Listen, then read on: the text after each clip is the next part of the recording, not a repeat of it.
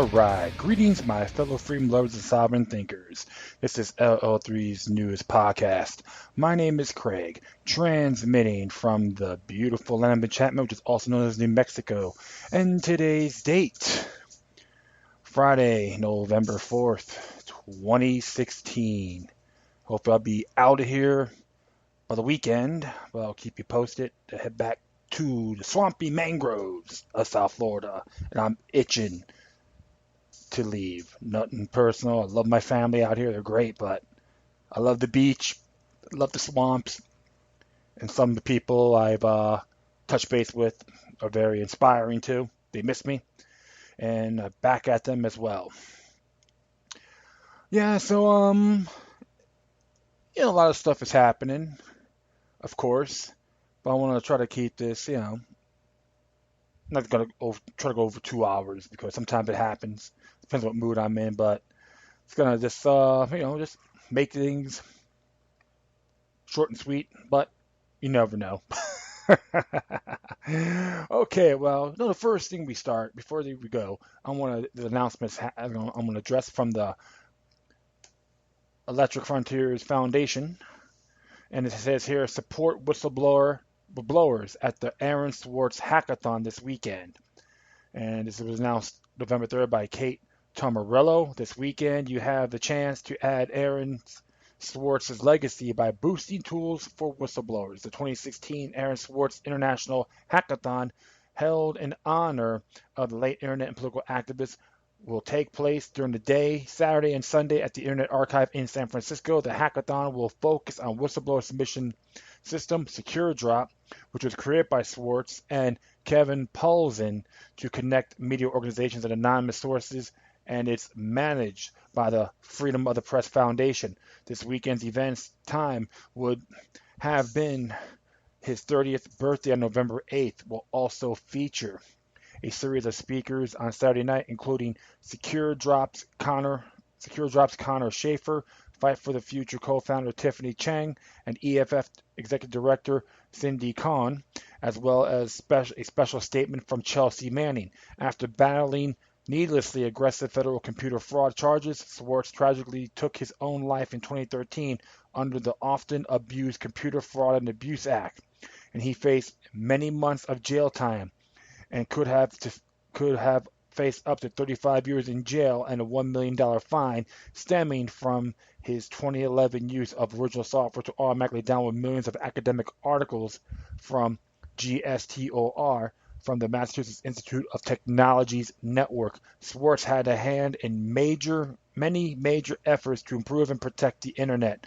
By the time he was 14, he was working on RSS standards.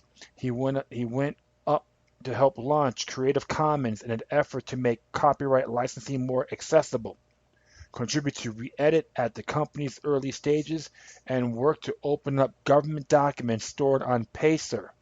In 2010, he founded Demand Progress, which was an instrumental in massive online protests that derailed the Stop Online Piracy Act in 2012. The hackathon provides the opportunity to help whistleblowers supply information to SecureDrop users like The Guardian and The Intercept while remembering Swartz and his contributions to the internet activism community. And I'm just going to find out, give you guys a location here, see if it's on here.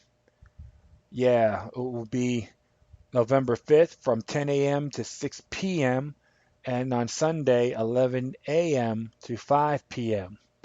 And there'll be RSVP you can put your link to the RSVP to San Francisco, and it's located at 300 Fuston Avenue, San Francisco, California 94118. Okay, and it gives the whole rundown. So you do the RSVP. So it's in that link. All right, folks, that'll be good to do. And what was cool was we follow a demand. We follow each other on Twitter. Demand Progress and myself.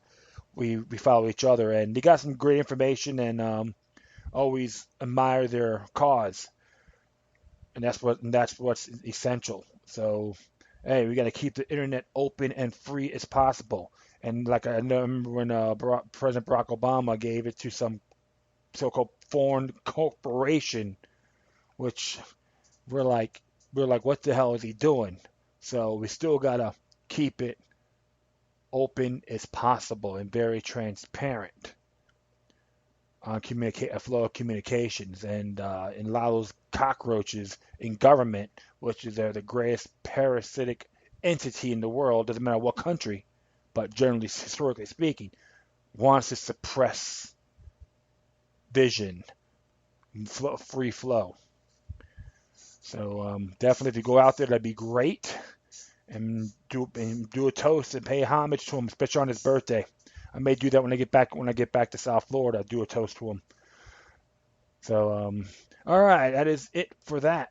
And so what everyone's been talking about, the whole investigation on the Clintons and Anthony Weiner and Huma Abedin, which like I tells you how much I really admire her, right? Abedin. And I like going through some of the sources, and so I'm going to focus on a newamerican.com. It says here NYPD source. Oops, sorry. NYPD source. Weiner laptop has enough evidence to put Hillary away for life.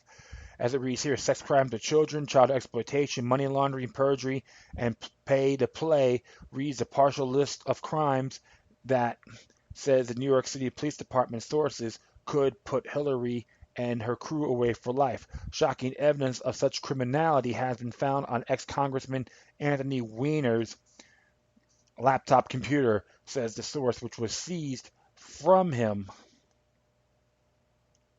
by NYC officials investigating his allegedly having sent sexually explicit texts to a 15-year-old girl. Moreover, Hillary Clinton's crew supposedly includes not just close aide or confidant Hama Abedin and her husband Weiner, but other aides and insiders, even members of Congress, reports True Pudnett. An NYPD source says these new emails include evidence linking Clinton herself and associates to money laundering, child exploitation, sex crimes with minors, that's children of course, perjury, pay to play through Clinton Foundation, obstruction of justice, and other felony crimes. NYPD detectives and a psych NYPD chief, the department's highest risk under commissioner, said openly that if the FBI and the Justice Department fail to garner timely indictments against Clinton and co-conspirators, NYPD will go public with the damaging emails now in the hands of FBI Director James Comey and many FBI field offices. What's in the emails is staggering, and as a father, I turned my stomach, the NYPD chief said. There is not going to be any Houdini-like escape from what we found. We have copies of everything. We will ship them to WikiLeaks, or I will personally hold my own press conference if it comes to that. You don't say, you just do. Because I'll just continue on here. These revelations would explain why Director Comey reopened the investigation into Clinton's mishandling of classified information, a move that shook the political world and caused Comey to come under fire. As the NYPD chief put it, the new email's contents truly are alarming. True Pudnett also reports FBI sources stating that Abedin and Weiner are both trying to cut immunity deals with federal officials, and that if they didn't cooperate, they face long prison sentences. Abedin's turning state's evidence would no doubt be devastating for Clinton, as the two women have for years been joined at the hip. Abedin has at times been like Clinton's shadow, has been called her body woman, and has even been rumored to be Clinton's lesbian lover. So Abedin likely knows where, as I said, the bodies are buried. What's interesting, okay, because there was even reports too that Homa Abedin is supposed to be Muslim from Saudi Arabia, okay, And plus, she was involved with the Muslim Brotherhood.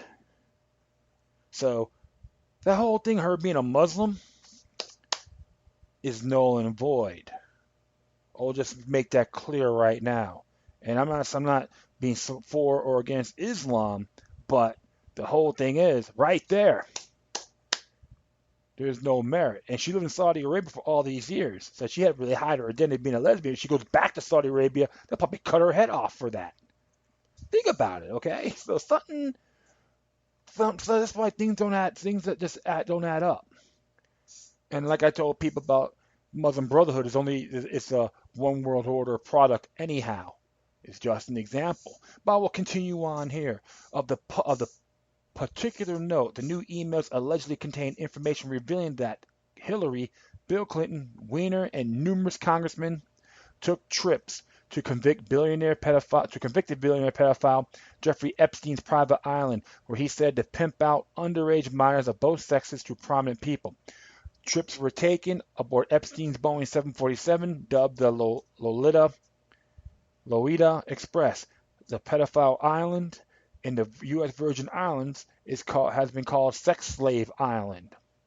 These revelations would explain why Clinton used powerful software called BleachBit to scrub damning information from her private server. According to BleachBit's website, its program gives criminals and others the ability to shred files to hide their contents and prevent data recovery.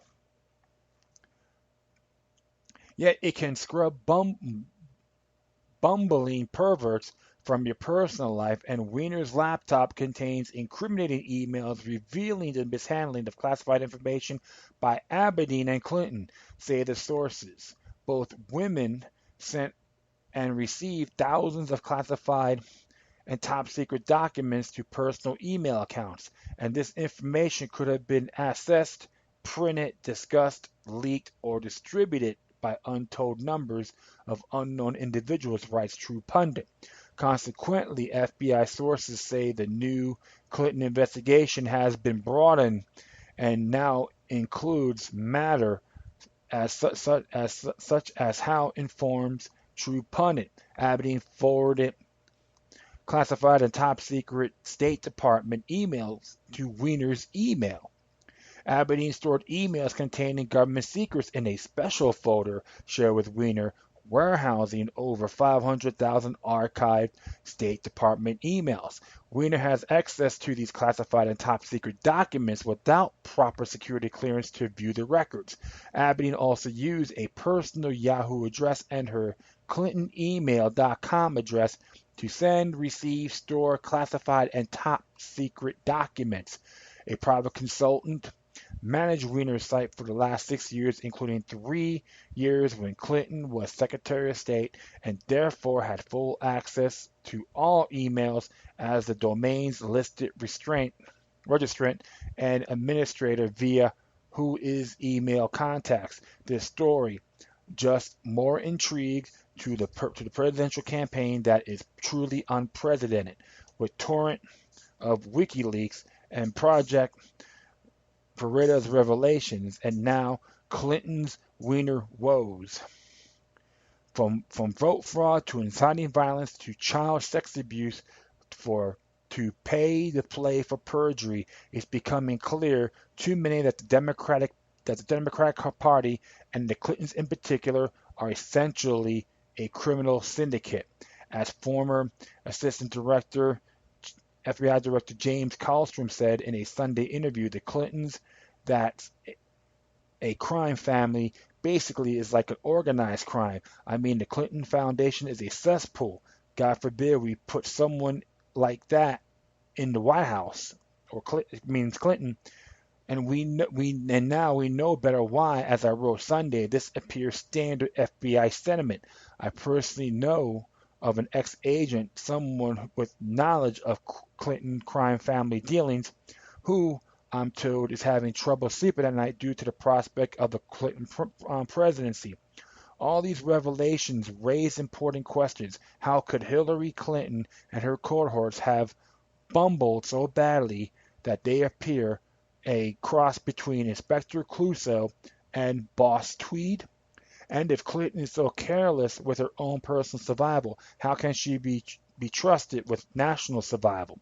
Part of the explanation is general incompetence. Yet there's another factor. Both Clintons have engaged in continual criminality over the decades and have been allowed to skate at every turn. This lack of accountability leads to complacency and ever increasing brazenness, just as the child never punished for wrongdoing.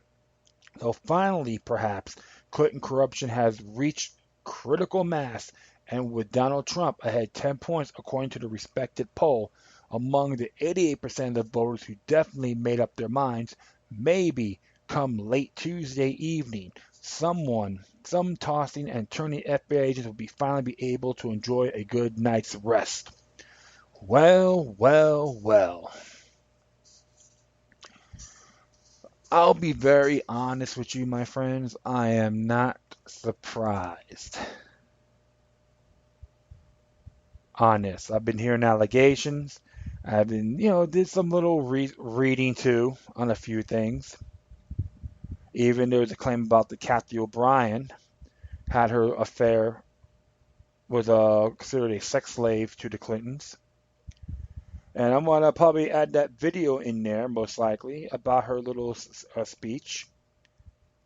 And of course, you got to find people claim that she's a fraud, and Mr. Phillips himself. But the truth of the matter, Mark Phillips as well. However, you have to see things a lot broader than what it is. But the truth of the matter, the fact is this. If you recall, look up Arkansas. Is it Arkansas? Yeah, I'm about to find that. If someone would put that on there, Arkansas, a lot of insane stories about the Clintons. And of course, Anthony Weiner had to resign for his sexting. So I'm just laughing. I'm sorry, because I'll tell you one thing, my friends. I was never intrigued with Hillary Clinton when I first seen her speak 24 years ago. When it went from Rolling Stone magazine and Arsenio Hall, they're all kissing the Clintons' asses. I just start laughing. Oh man. Well, I could say this in good faith and based on my research, and there's a lot of merit too, and information from other meritable whistleblowers. Hillary Clinton is represented by the Bush crime family. All right. And here's another thing too. Why is Hillary Clinton, husband and daughter, involved with the Council of Foreign Relations? So, I'm glad that Kathy Phillips on there, because she made a claim that Hillary Clinton had more than lesbians. They're both bisexual, supposedly, Bill and Hillary. And based on her speech, Miss O'Brien's speech, Hillary Clinton was more with women, into women, and Bill Clinton was more with the men, the males. So it's just a claim. I'm not, but you can make that judgment yourselves. Of course, there's other stuff that claim that she's a fraud. But the whole thing is, you have to see things a lot broader, because there's some of these sex slaves, even part with the kids over here, can be in, or maybe in the victims of Project Monarch, or called Operation Monarch. And Project Monarch is like your mind's robotic, your conscience has been like in blank, and you're just being used as a sex android. And even I read this book on cult rapture, talked about that. If I'm correct, it was someone in there. I think his name is Rex Diablo's church. He used to be the magister for the Church of Satan, but I think he's not a member anymore. And he talked about that too. So yeah, cult rapture on Project Monarch. That's what I learned about that like 16 years ago. I've read on it. So that's why when I read stuff like this, I'm not surprised. Okay, because I know got a bunch of dirty people in there on that side, and of course a lot of Democrats are pissed off as well. So, but speaking of that, I'm gonna add. I'm speaking of that. This ad, I have to say, this ad I was watching it on Next News Network. The Trump ad slams Hillary Clinton's connection to pervert Weiner. It's 31 seconds long, but when I see it, I had to watch like five, six times. It was like a bam, you know. So check it out.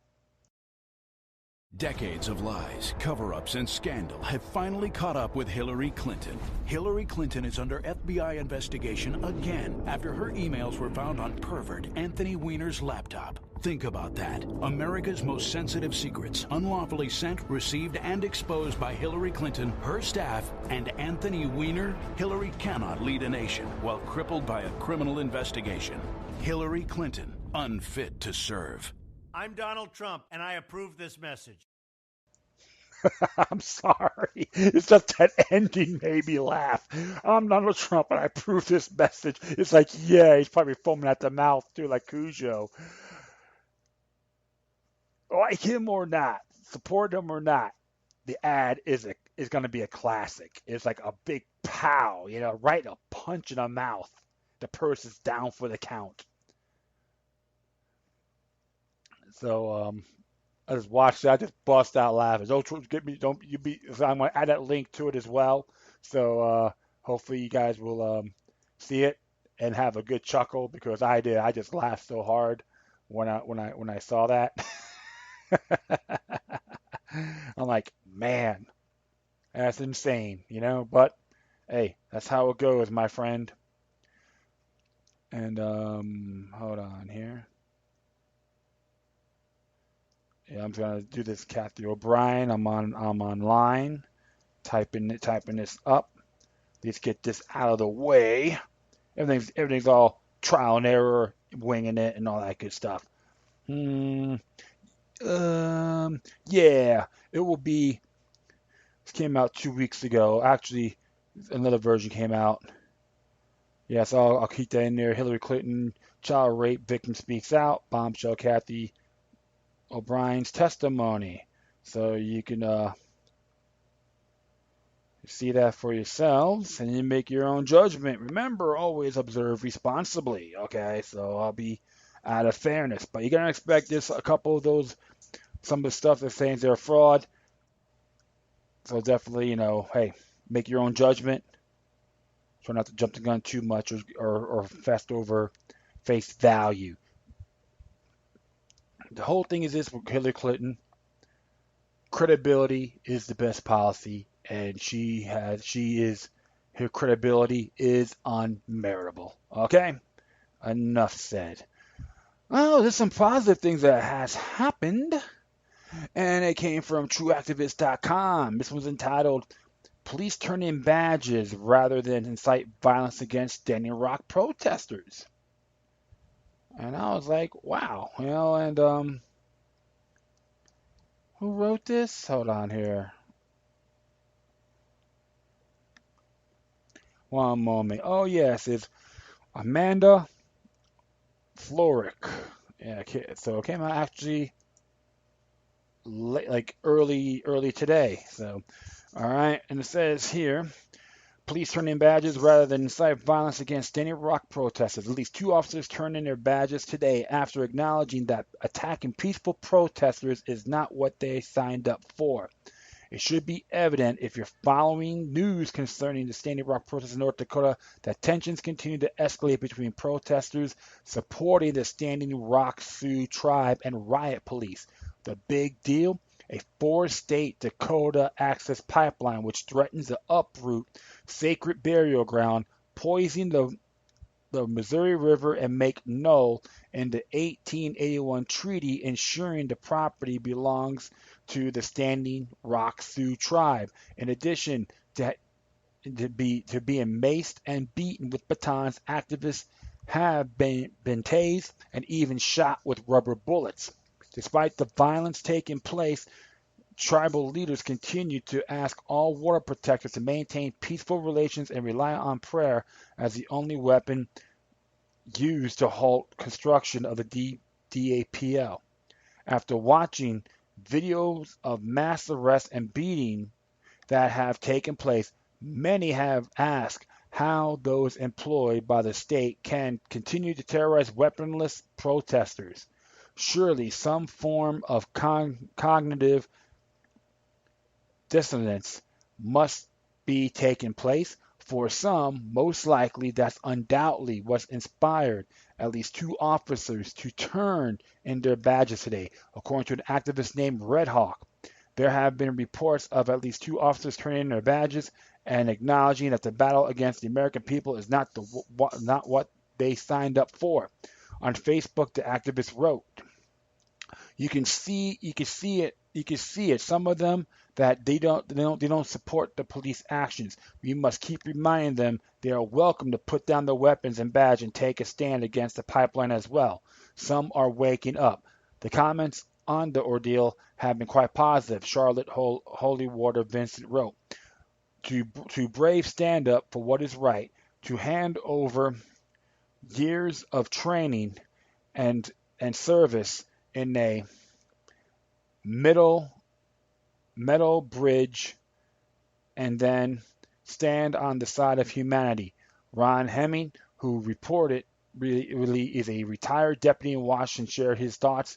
As a retired deputy in Washington State, I would have refused to go on a detail such as this, as I am also part native blood. I stand with my relatives on the front line protecting the water from the black snake. Be safe, stay strong. And what are your thoughts? Well, I have to give those two officers that turned their badges in homage. The truth of the matter is, these protesters saying you're not the enemy, you're just a pawn. And that's what they're saying. They're not condemning you.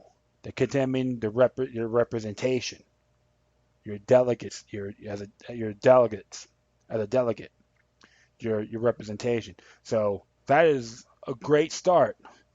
And like I tell folks too, because I'm not gonna have to say that anymore about the Bundy thing. It's like, hey, that's history. But I supported them, the Mahler 7. I support the Native Americans on this, and the other one that wants other rural protectors. But one thing like I said, is a great start. They got to keep going, and remember, everyone does things differently. So that's why I was never critical with them. But we don't want to see things a lot worse. But I'm very pleased with this. And I think every officer that's in there should become peace officers to keep the peace. And step down and go, hey, I'm standing up for them.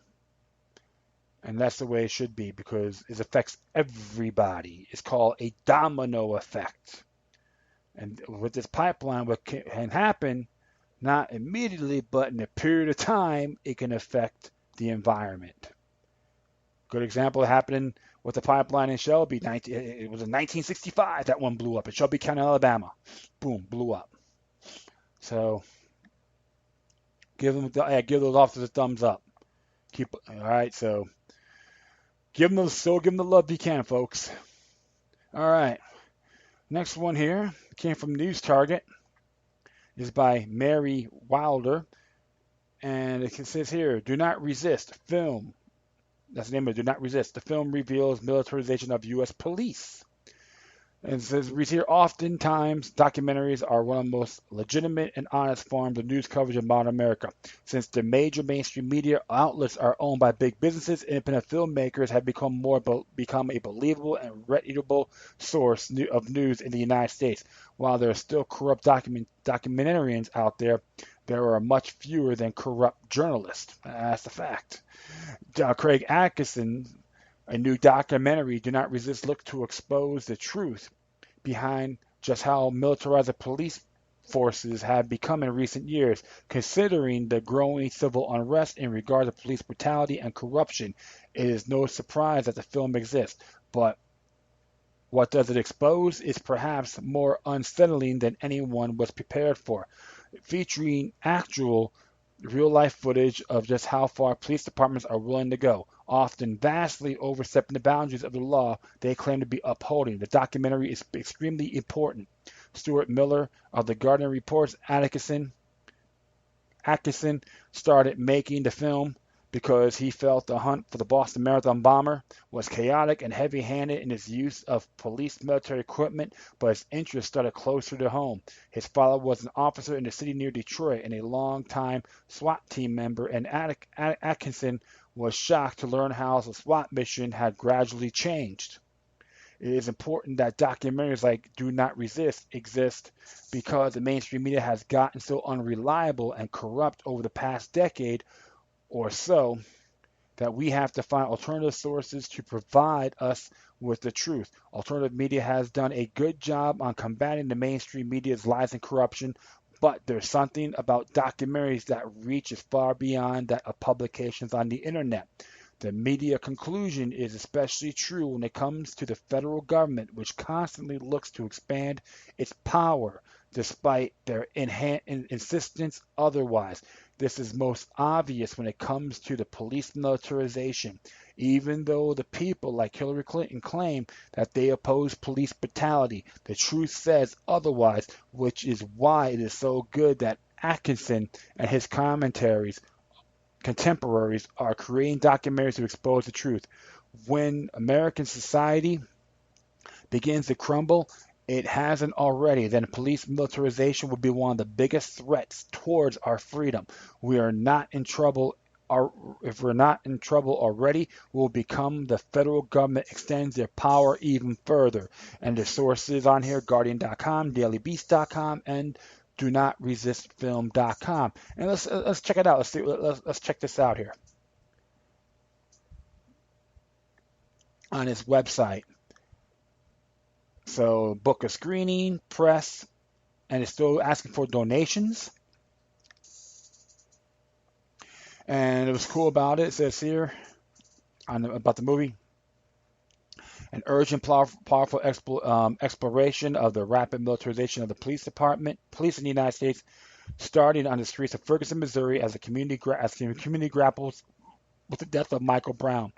Do not resist the directorial debut of Detroitopia cinematographer Craig Atkinson offers a stunning look at the current state of policing in America and a glimpse into the future. The Tribeca Film Festival winner for Best Documentary puts viewers in the center of the action. From a ride along with a South Carolina SWAT team and inside a police training seminar that teaches the importance of righteous violence to the floor of a congressional hearing on the proliferation of equipment in a small town police department before exploring where controversial new technologies and including predictive policing algorithms could lead the field next. So that's what it's about. And they have things on screenings. Let's check this out. And they are showing these. Hey, if you guys can make it, man, check it out. They're having that film festivals, and there's yes, plenty of places. They're actually St. Louis and Baltimore is done. The film festival of Minneapolis. All right, that's cool too. There's plenty of links on here to check it out. And they're going to be going to Jacksonville, Sunray Cinema. All right, nice. Tucson, Lincoln Theater. Yep, I'm just like browsing through here. Ooh, 19th and 20th if you live in Albuquerque, in the Albuquerque area. Guild Cinema, 19th and 20th of November. 23rd in Brooklyn, Videology in Brooklyn, New York. December 12th. Anchorage, Alaska. Okay, so there's a lot of good, and they show us some past places too. So and that's great because the whole thing is that's what you want, folks. You want to this thing needs to be spread like fire. Hopefully they get this order too. If you want to book it, you can as well. By the educational edition, really? Let's see what they got here for the educational edition.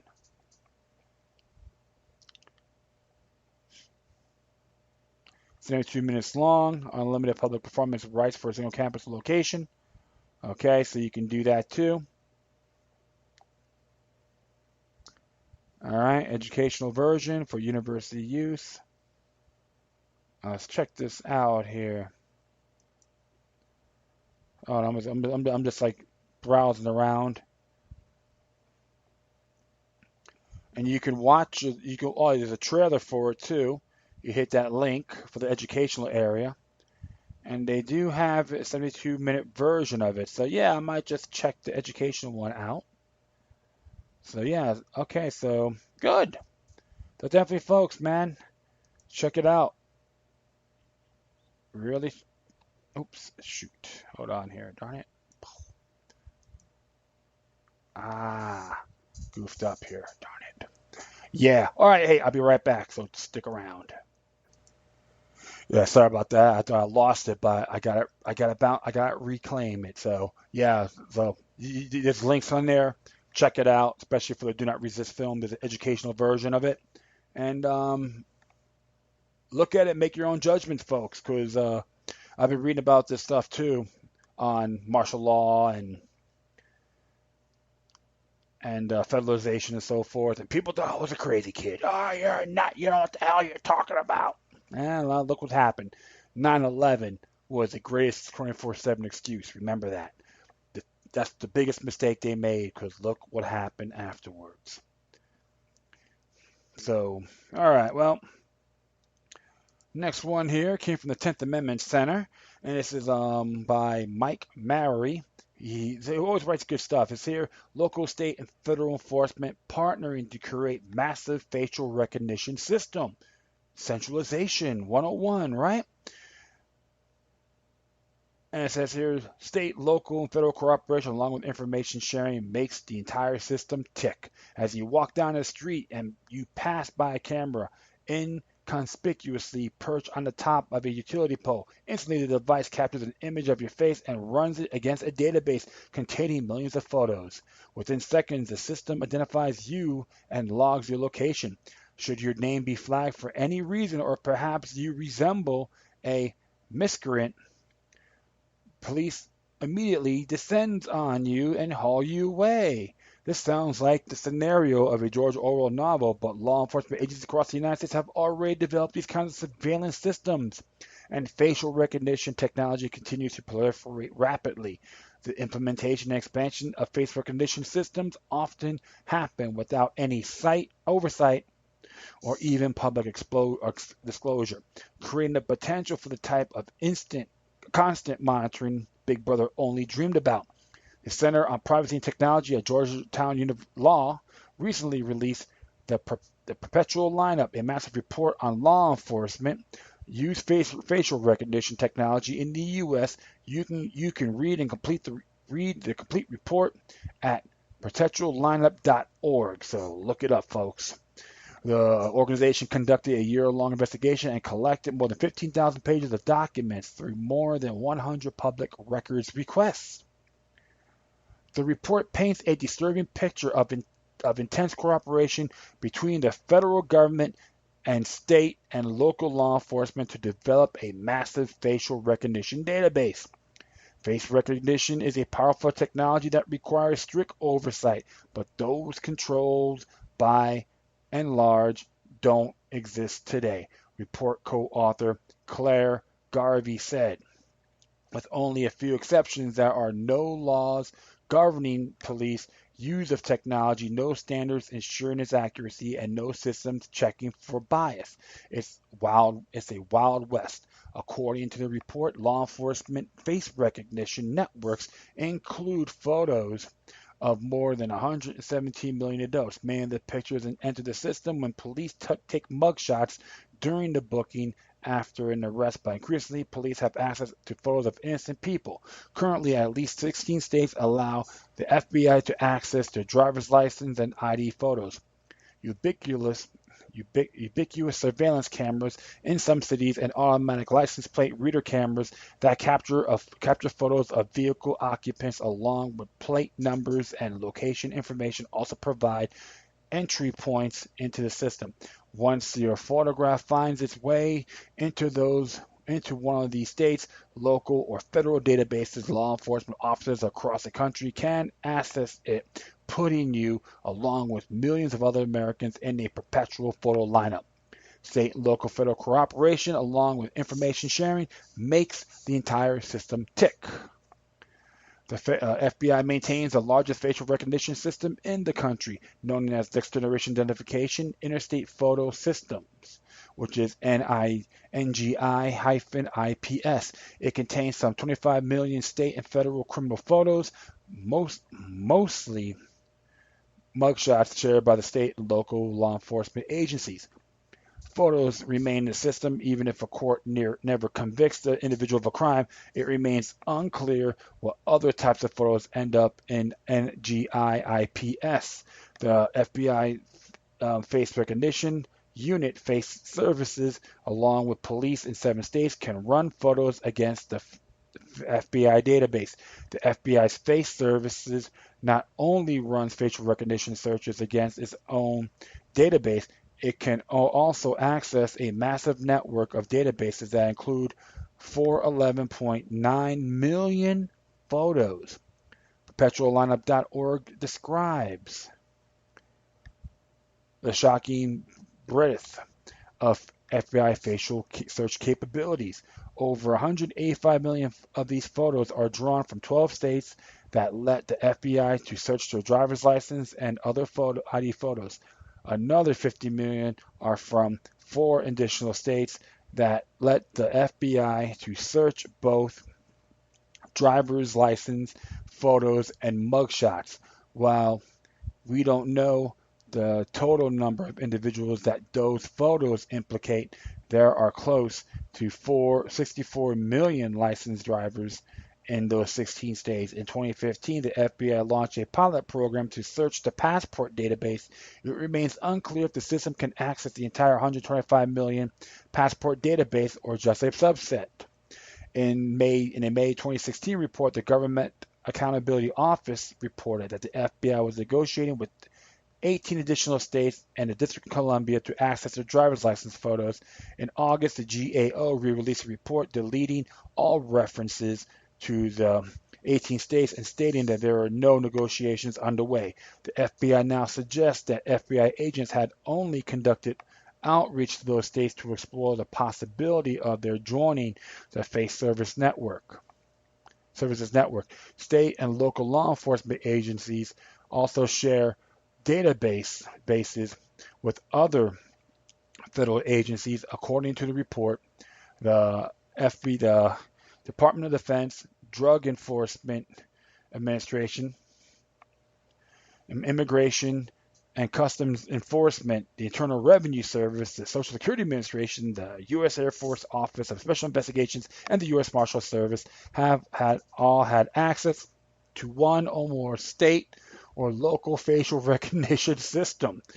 Encroachment, right? At least a quarter of the U.S. law enforcement agencies currently have access to face recognition databases. According to the report, at least 26 states and potentially as many as 30 allow law enforcement to run or request searches against their databases of driver's licenses and ID photos.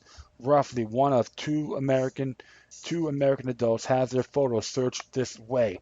The Pinellas County, Florida Sheriff's Offices providing a striking example of how local agencies fuel this nationwide surveillance net. According to the report, the Pinellas system runs 8,000 monthly searches on the faces of 7 million drivers. The department does not even require reasonable suspicion before a deputy runs a search. According to the county's public defender office, the sheriff's office has never disclosed the use of facial recognition in its Brady disclosures.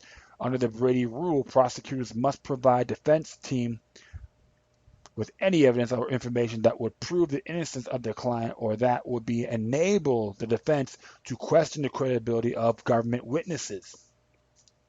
According to the report of 5,300 officials from 242 federal, state, and local agencies have access to the Pinellas County Sheriff's Office's facial recognition system. The FBI agents in Florida field offices have direct access to the Pinellas County Sheriff's Office system, which can run searches against all of Florida's driver's license photos. Notably, the GAO does not identify Florida as a forming part of the Face Services Network. It is possible that our other field offices can access other state systems, such as those in Pennsylvania and Maryland. With facial recognition technology, police and other government officials have the capability to track individuals in real time. These systems allow law enforcement agents to use video cameras and continually scan everybody who walks by. According to reports, several major police departments have expressed an interest in this type of real-time tracking. Documents revealed agencies in at least 5 major cities, including Los Angeles, either claim to run real-time face recognition off to street cameras, brought technology with the capability, or expressed a written interest in buying it. In 2013, the Los Angeles Police Department announced the installation of 16 new surveillance cameras in undisclosed locations across the San Fernando Valley. The cameras were mobile, wireless, and programmed to support face recognition at distances up to 600 feet. LA Weekly reported that they fed into the LAPD's real-time analysis and critical response center, which would scan the faces in the feed against hot lists of wanted criminals and documented gang members. It appears that every person who walks by those cameras has her face searches in this way. Police operate these face recognition systems with little oversight, oftentimes complete secrecy. For example, Ohio system remained almost completely unknown to the public for 5 years. With their rapid proliferation, potential for abuse, and a threat to basic privacy rights posed by facial recognition surveillance, state and local governments need to make oversight and placing limits on law enforcement use of facial recognition a top priority. At the least, law enforcement agencies should be required to get local government approval in a public meeting before obtaining facial recognition technology. Our local ordinance limit surveillance technology covers this. And state and local governments should take steps to limit access to non-criminal database, such as a driver's license photo without a warrant. This report didn't dig into facial recognition system funding, but in all likelihood, the federal government heavily involved itself in helping states and local agencies to obtain this technology. The feds provide grant money to local law enforcement agencies for a vast array of surveillance gear, including ALPRs, Stingray devices, and drones. The federal government essentially encourages and funds a giant nationwide surveillance net and then taps into the information via the information sharing environment. According to its website, the ISE provides analysis operators and investigators with information needed to enhance national security. These analysts, operators, and investigators have mission needs to collaborate to share information with each other and with private sector partners and or foreign allies. In other words, ISE serves as a conduit for the sharing of information gathered without a warrant because of the tight connectedness between state and local and federal facial recognition systems.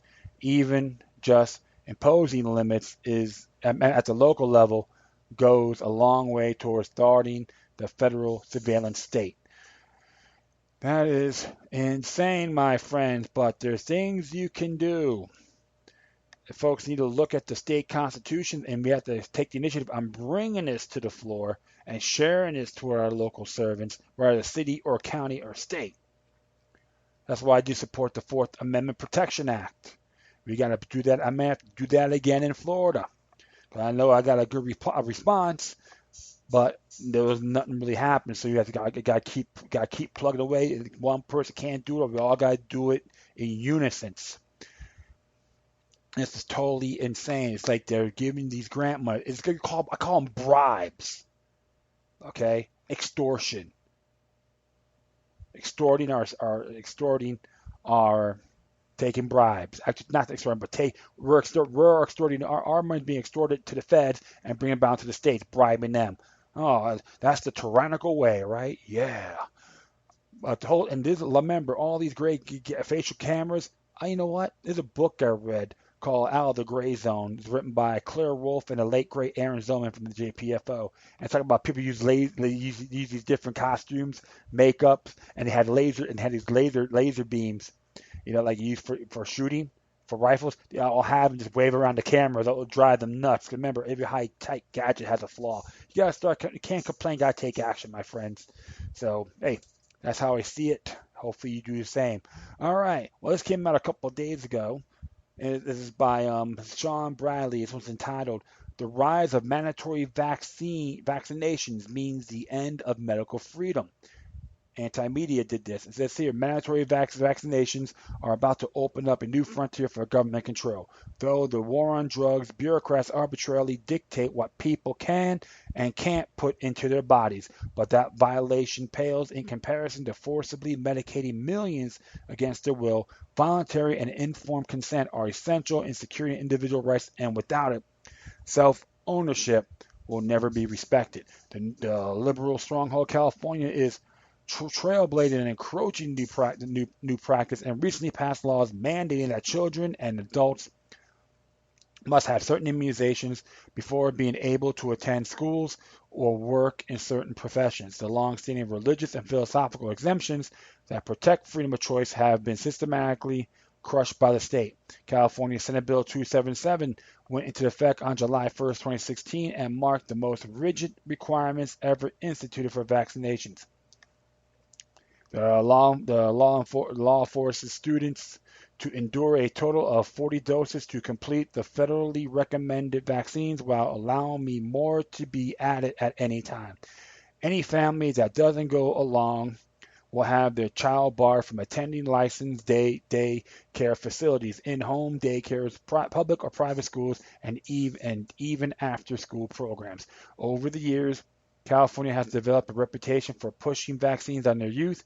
Assembly Bill 499 was passed in 2012 and lowered the age of consent for STD prevention vaccines to just 12 years old. Included in the assortment of shots being administered was the infamous Gardasil. Ooh, yeah, you heard about Gardasil, right? Which just a few years later was at the center of a lawsuit that yielded a victim $6 million settlement from the U.S. government, which paid out funds from the National Vaccine Injury Compensation Program. The Vaccine All Children Act of 2015 is an attempt to implement this new standard nationwide, and although it has stalled in the House, it will likely to reintroduce the next time the country is gripped by the fear of a pandemic. The debate surrounding vaccinations is commonly framed as a moral struggle between the benefits to the collective and the selfish preferences of the individual. But since the outbreak of Zika, measles, and Ebola, the rhetoric has taken a turn toward oh, sorry about that. Authoritarianism. I had to laugh. I'm like, what the heck? It's commonly stated by the CDC and most mainstream doctors that the unvaccinated are putting the health of everyone else at risk. But the truth isn't so black and white. The herd immunity theory has been consistently used to validate the expansion of vaccine programs, but still doesn't justify the removal of choice from the individual. The classic exchange of freedom for perceived safety is a no-brainer for the millions of Americans who are willing to use government to strap their neighbors down and forcibly inject them for the greater good. Anyone who expresses concern about possible side effects is immediately branded as a conspiratorial or anti-science. Yet the controversial claims that certain vaccines variants cause neurological disorders like autism have led some people to swear off inoculations altogether. This all-for-nothing dynamic has completely polarized the tissue and prevented any reasonable discussion from taking place. Either you accept all the CDC's recommended 69 doses of 16 vaccines between the birth and age 18, or you want to bring back measles, polio, and probably the Black Plague, Or on the other extreme side of the debate, if you fail to acknowledge all vaccines as dangerous, you're an ignorant sheep. Through the internet, disinformation has become widespread and created a movement of people that have written off all the benefits accomplished through immunizations.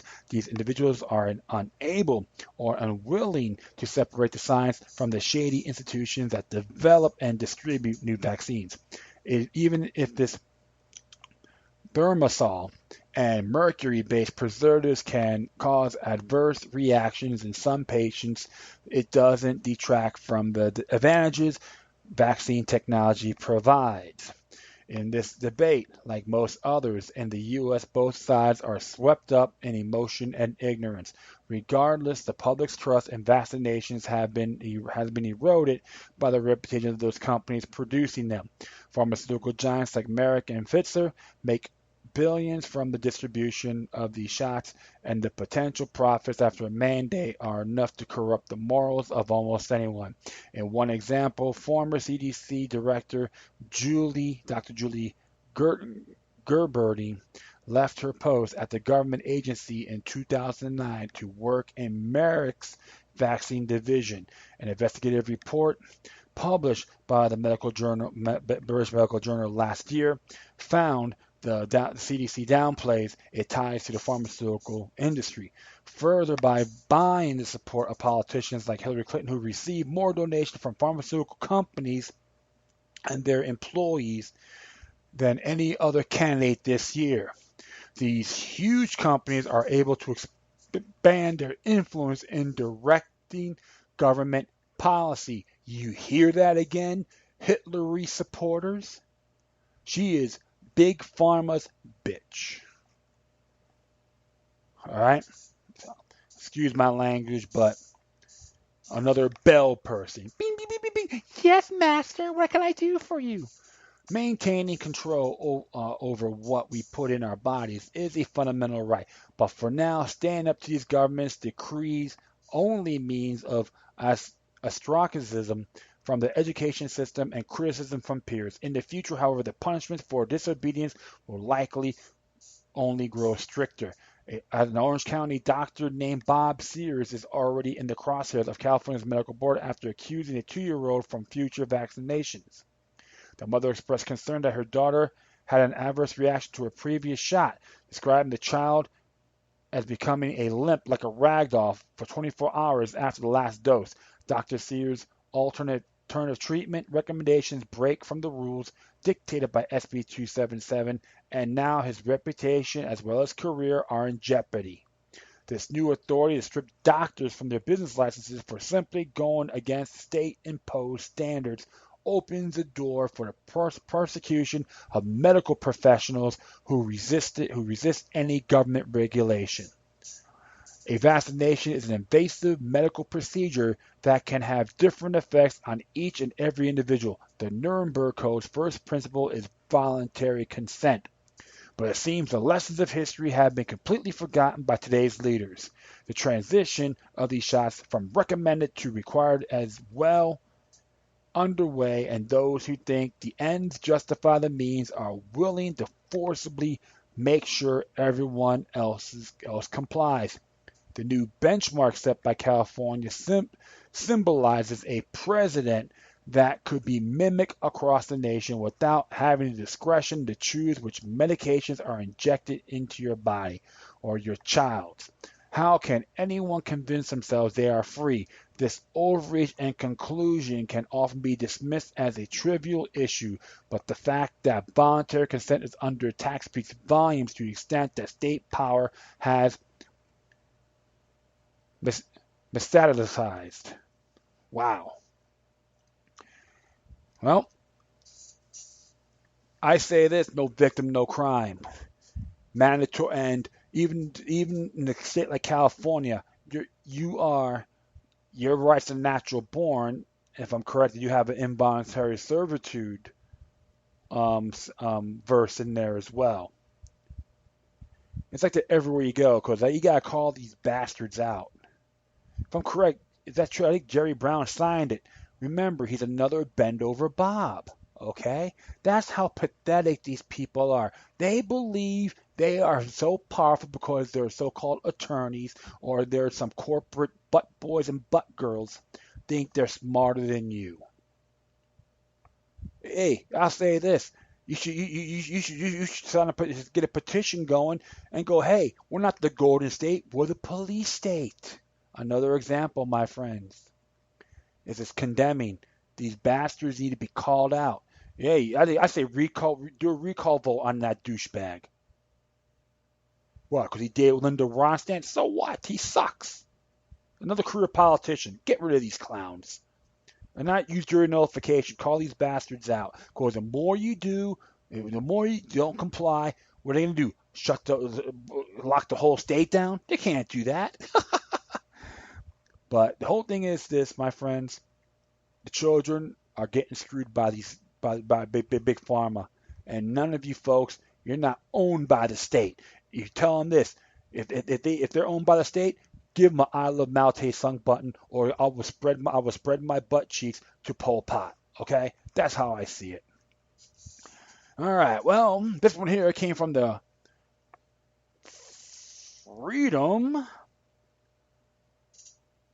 Yeah, the Future of Freedom Foundation. It came out on November 2nd, to be exact.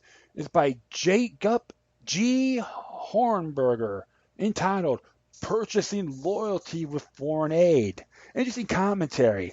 And it says here, a dispute that has taken place between Saudi Arabia and Egypt indirectly demonstrates the nature of U.S. foreign aid. After dumping a walloping $25 billion in foreign aid to help the Egyptian military dictatorship's economic woes, the sides are hopping mad. Why? Because last month in the United Nations, contrary to Saudi Arabia's wishes, Egypt voted in favor of a Russian resolution on Syria. In the world of foreign aid, that's a super no-no when a regime has received $25 billion from another regime. It is expected to vote the way its benefactors wants it to vote. In a remarkable admission regarding foreign aid, at least in this particular case, the New York Times, in an article on the matter, wrote, the Saudis may have thought they were buying loyalty. The Times article pointed out that to punish the Egyptians for their independence, the state-owned Saudi oil company, Aramco, postponed a promised shipment of 700,000 tons of discounted oil in October, and a spokesman for Egypt's oil ministry said the fate of November's shipment remains unknown. Although the New York Times would probably be reluctant to describe U.S. foreign aid in the same way that precisely what it is, a way to purchase loyalty from foreign regimes, including dictatorships. The U.S. government loves to put foreign regimes on a federal dole because once that happens, U.S. officials know that they have bought them lock, stock, and barrel. Once the regime is on the dole, it inevitably becomes dependent on it. The racket works like this. The IRS collects money from hard-pressed U.S. taxpayers, which U.S. officials use to send millions of dollars in foreign aid to foreign regimes. The foreign regimes then use the money to buy weaponry to fortify their hold on power or just to line the pockets of government officials. It doesn't matter to U.S. officials what the tyrants do to people within their country. They can abuse them, incarcerate them, torture them, or kill them. None of that matters to U.S. officials. What matters to U.S. officials is the international arena, like votes in the UN or public support for U.S. invasions, coups, interventions, assassinations, kidnappings, and the like, or joining coalition of the willing. That's when U.S. officials expect loyalty and forms of blind support, which was what Saudi Arabia was expecting from the Egyptian tyrants.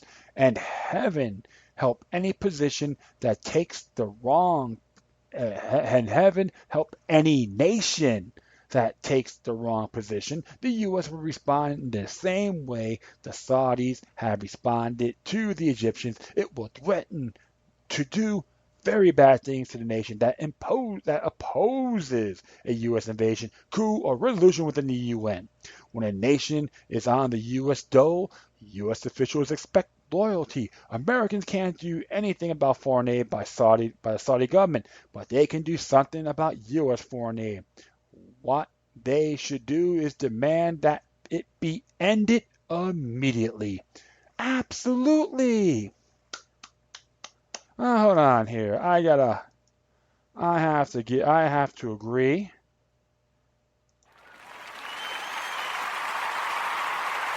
That is correct.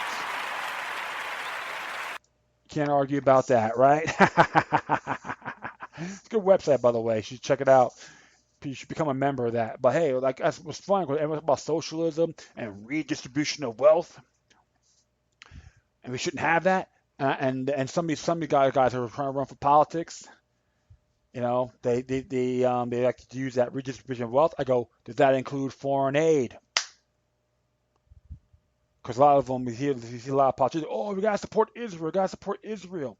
And I'm not trying to bash the nation, but you're redistributing your wealth to them is just an example, my friends, of socialism. Think about it.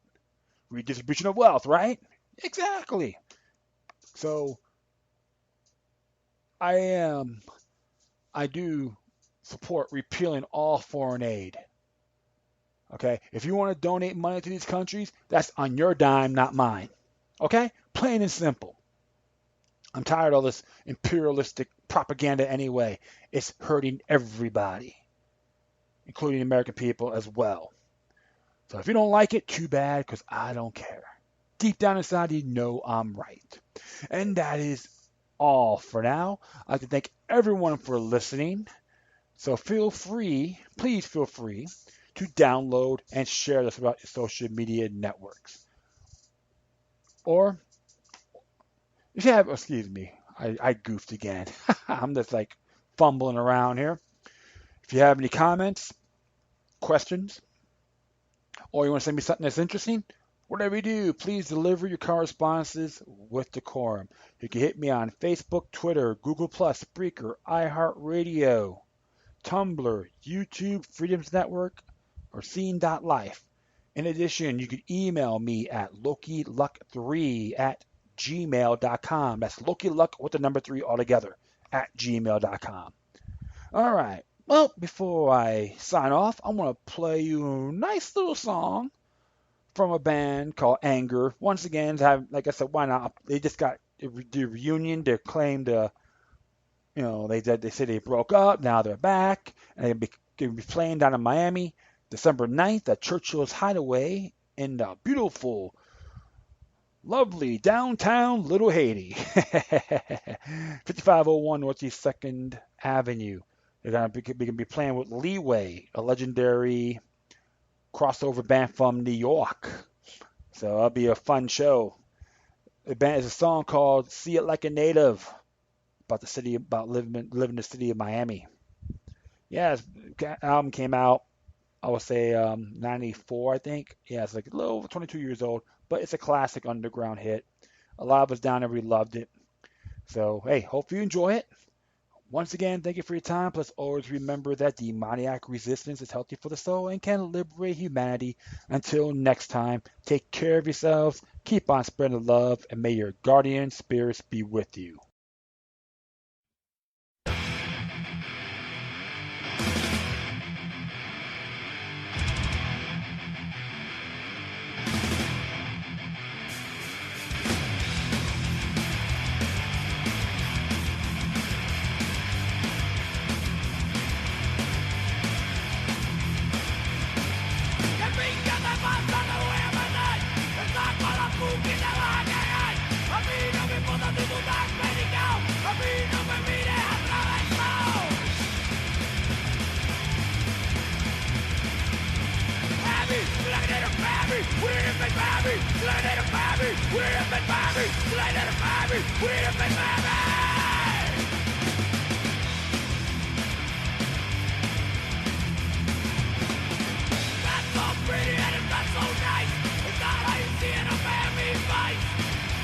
Like, what stupid shit, and I don't have